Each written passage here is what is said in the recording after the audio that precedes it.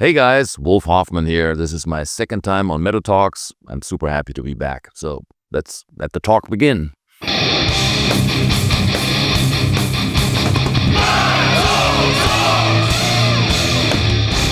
Metal Talks. I mean, I've been touring my whole life basically, and funny enough, it's coming on 50 years that I've been doing this in this business. I joined the band all these years ago, and looking back at how we toured back then, I mean, it really hasn't changed a whole lot. I would always say the music business has changed dramatically from if you think how we record music, how we distribute or sell music or make a living. The whole business model has changed dramatically. But one thing really hasn't changed that much is the fact that we're all climbing on a tour bus or we get on a plane, we go someplace and we play our songs in front of a bunch of crazy metal fans. And that part really isn't that different from what it was all these many years ago. I mean, we might have a few different equipment things. We might have, a few new toys that we didn't have back then. Technology has changed a bit, but really the overall concept of touring is just about the same. You go out there and you bring the energy, and you hope you get an amazing audience that feeds the energy back to you. And that's really what it's all about, is that experience that a concert is a personal conversation basically between the audience and the artist. I always say when the audience is, super excited, then it fires us up and we get better. And then it's a trade-off between the energy of the audience and the musicians. So when say sometimes we have audiences that are a little lame, it happens, then you feel it immediately as a musician. But luckily our fans are pretty crazy worldwide, no matter where we go. Creating music is fun, but it's also a lot of hard work. It's not always fun. You basically have to go into the studio every day or work on songs and manicure the songs. And that can be work, but then when the process is in development and the song takes shape and the whole album develops in front of you, that's also a very exciting time. So, but if you ask me what I'd rather do, I think it's live touring and going out there and living for the moment. There's a certain energy that you don't really ever feel in the studio. Anybody who's ever been on stage and anybody who's been a musician or is a musician, it's like a drug.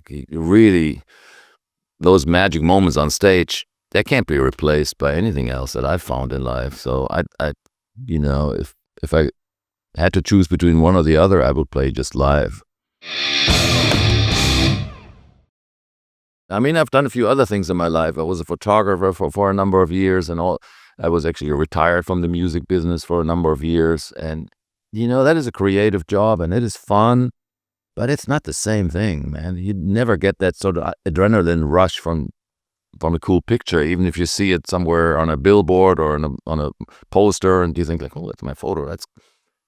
But it's not the same as when you're out on stage or, and it doesn't have the same meaning to me. Or it didn't, rather. Music is my life and this is what I'm here to do. Songwriting is a funny animal. Sometimes fans ask me or journalists ask me, do you ever have like song ideas in the middle of the night and does a song just come to you? No, never ever. It's weird. I almost have to tell myself, all right, it's time to make a new album. Fans are expecting it and the label is expecting it. And we need, it's a machine. You make an album, you go on tour, and an album just feeds everything. So I guess it always starts with that it's time to write new songs.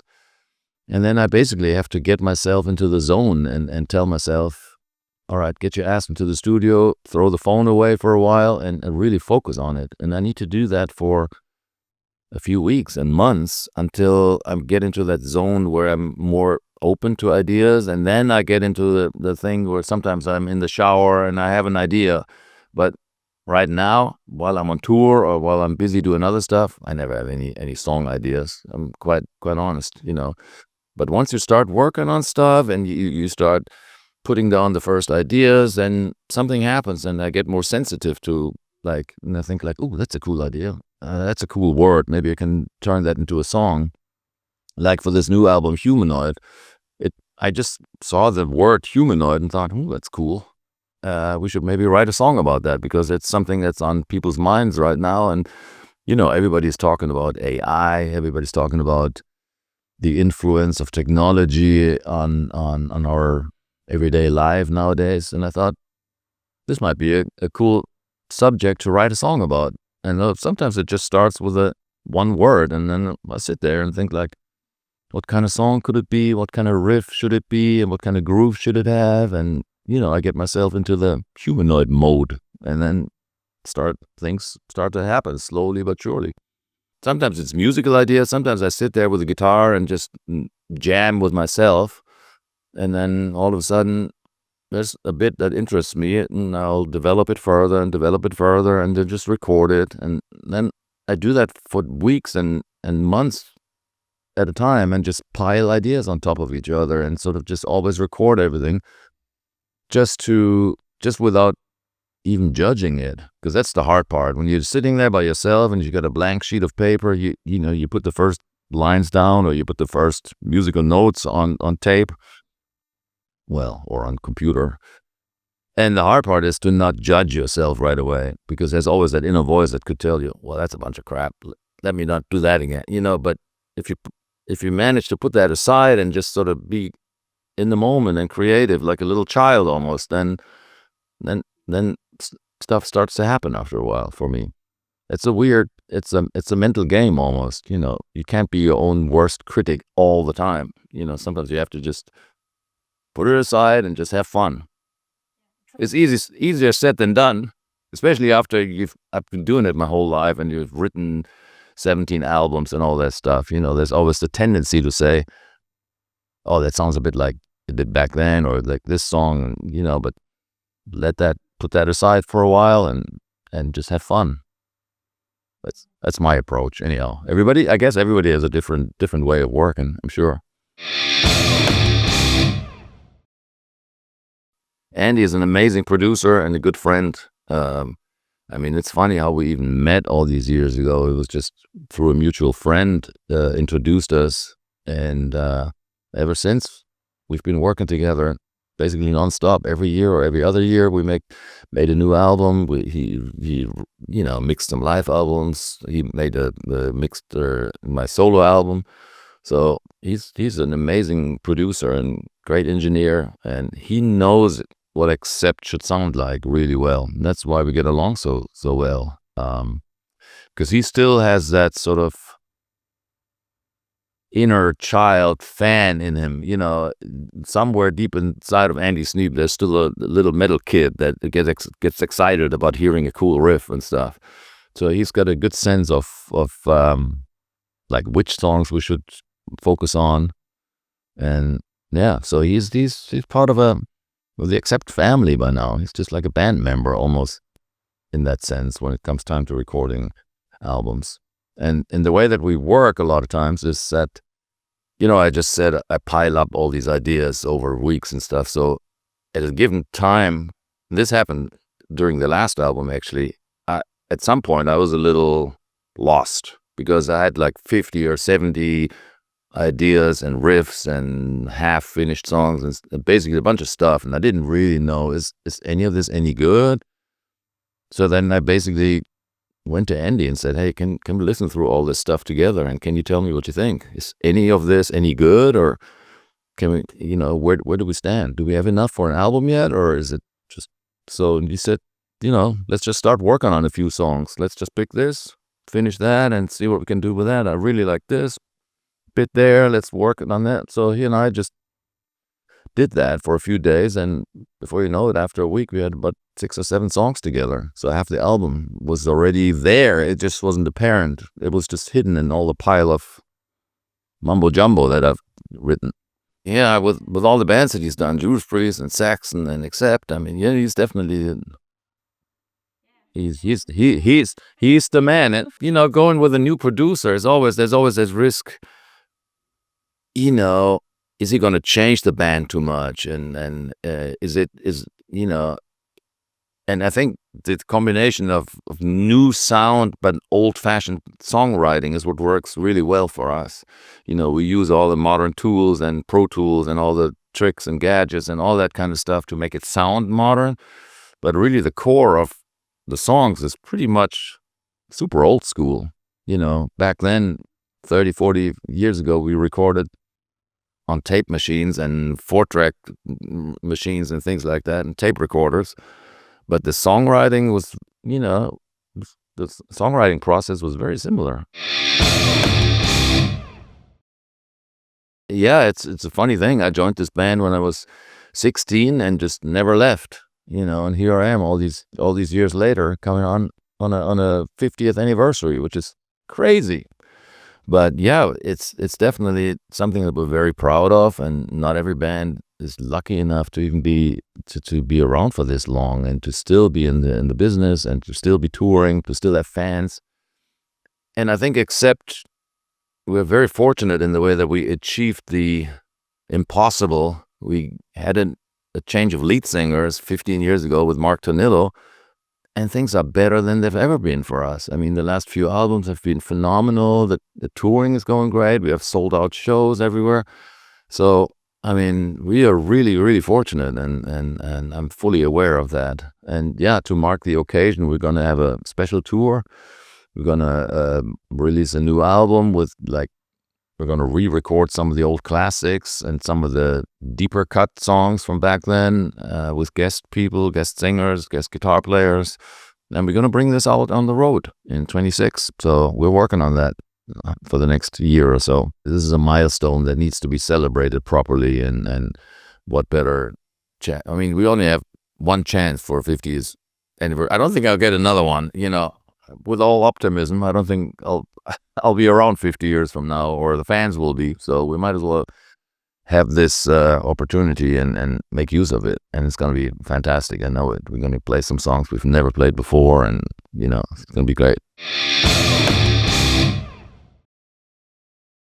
See, when we started in the mid 70s to form this band and to be, we were all teenagers and we were excited about playing music, and our heroes were bands from the hard rock, mostly British bands.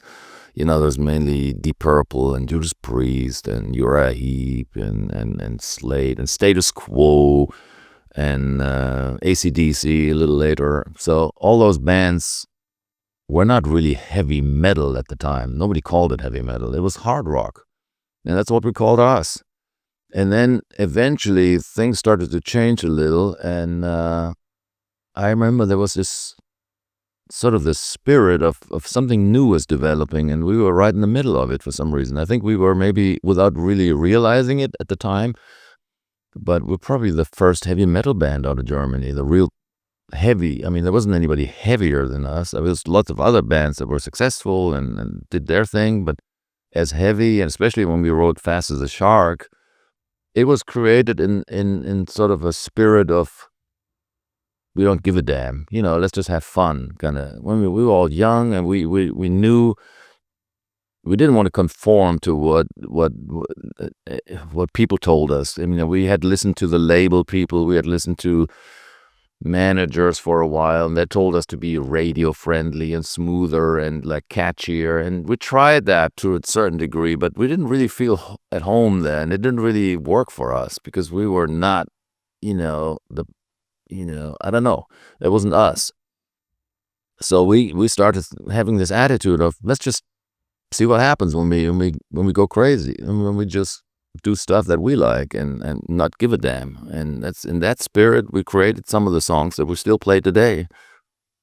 And we had no idea that people around the world, literally in like other parts of the world, in America and such, far, far away, would even be influenced by it, pay attention and be influenced by it, and start a whole heavier genre out of that. I mean, we had no idea at the time. It was only until years later that people told us, man, when Restless and Wild came out and Fast as a Shot, that changed my life, and I became a musician, and they're now in, some of them are in mega successful bands, and who could have known any of this? It was just pure coincidence and luck in a way. It makes me very proud, but it's great. Well, there's a couple of things I've learned over the years that might be useful. I mean, everybody's always wanting that golden advice, that one, that doesn't exist. There's not a secret sauce that they can. I mean, at the end of the day, it's hard work, and you got to stick to what you believe in and really stay with it. If you jump around from trend to trend and follow what's hot right now and then switch to what's hot tomorrow, then that's hard. But if you pick one thing that you believe in and that you think you're good at and stay with that, chances are you will have success eventually, And that's really all I've learned, really, because there's a lot of talented people in the music business, but if you don't have the tenacity and the staying power or the belief in yourself, then talent alone doesn't really get you very far. And the times have changed so much, because nowadays, I mean, when we started back then, it was understood that you go to the rehearsal room and you do that for years because you like doing it, and you didn't expect to be world famous overnight. Nobody did. You knew it would take years, if ever you get anywhere. But nowadays, I guess I see the tendency of kids, they want to be famous overnight. Everybody wants to be an influencer. Everybody wants to be, post something and then get 1 million followers right away. It's different times nowadays, So we even wrote a song about it called "Overnight Sensation." But I can't really say one thing is right. I'm just observing what's going on in the world. I never want to be the one who says, "Listen, kids, you must do this and you must do." I mean, come on. What do I know? I'm just a guy. Back then, when we started with this music business, and we had no idea that you could do it for the rest of your life, because that business model was just not there. Everybody was young when we started. There was even the Beatles and the Stones were in the 30s or whatever. Imagine that, and nobody was,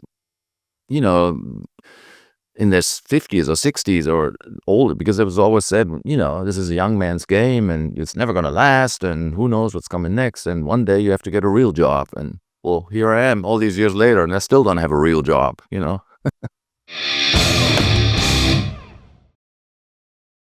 I mean, Ava and I met 5 years ago, I think. We did a tour with an orchestra, because I've always been a fan of classical music, and I've always had the aspiration of combining classical music with rock and metal guitar. And that's why I made a couple of solo albums. And then when it was time to bring that out on the road, Ava was on this tour, and we fell in love, and we got married just recently. And her and I, we want to sort of do more together, because we really, I mean, our attraction started through music. Her and I really had an amazing musical connection, and it developed in so much more. And here we are, as a couple and together. So we definitely want to work some more. And we've created, we made some online clips and things like that. So it's in the very beginning stages, but we definitely want to tour, and we want to play shows and release an album maybe. So we'll see. Yeah, see, the thing is, I'm always like that. This year, I was constantly on the road with Accept. We've toured this year so much like we've never had before, probably 100 shows or something. So basically, I was gone most of the year. But now that the tour is over, I want to take some time and develop some more music with her together. And we'll see where it goes. Accept is always going to be the big mothership. It's always going to be around, so no worries. But when I have time, I'd like to do more of that classical stuff, because it's so much fun. Some of these classical compositions are mind-blowing, and just to have a little part of that in my life, it's amazing.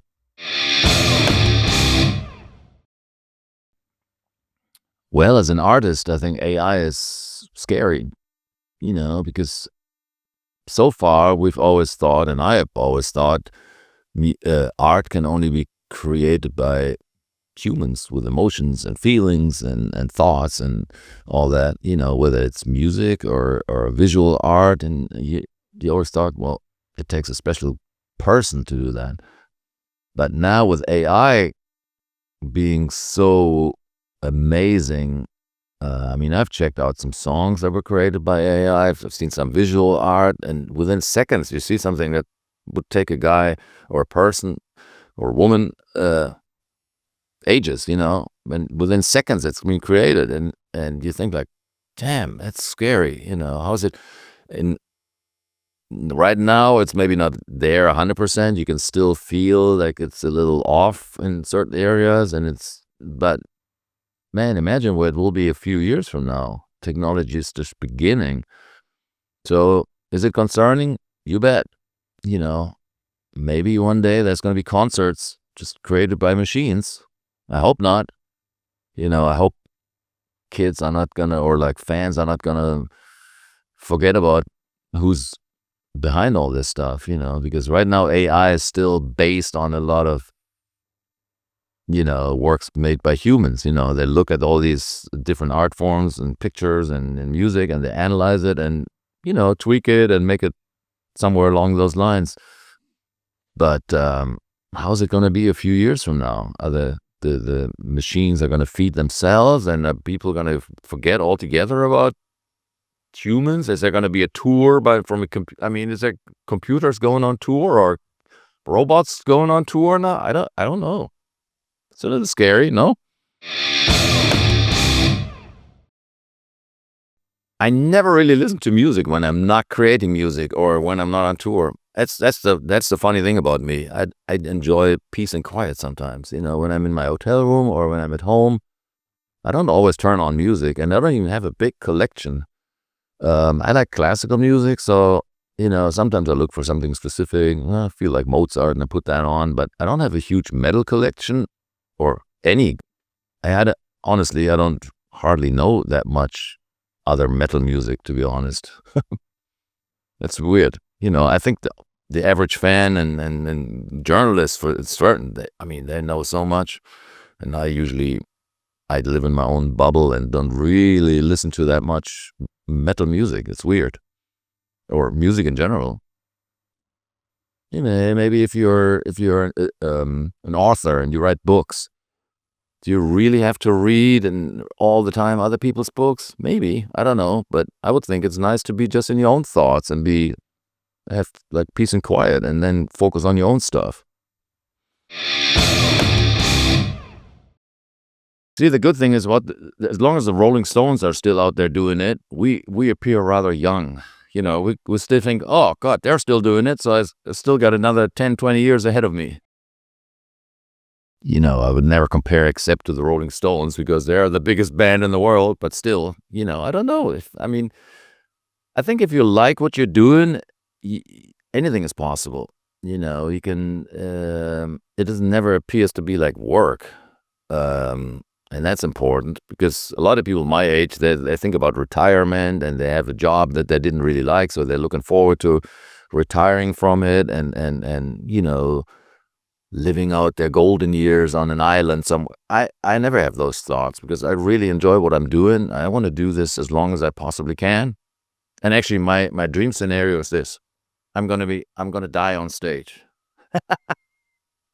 I'm going to be like 99 years old or 85 or pick a number, and I'm just going to jump off the drum riser, and I'm going to have a heart attack in midair in front of everybody. And then when I land on stage, the curtain falls and it's all over. Maybe at the last chord, you do boom, and it's over. Poof. All right, guys, this is it. This was me on Metal Talks. I had a blast. Thanks to everybody here. It was fantastic. So for now, I say see you out there on the road sometime, hopefully kind of soon. Maybe at the 50th anniversary tour coming up in 26, or maybe earlier. We'll see. So going to say goodbye for now. I had a blast, and thank you very much. Metal Talks.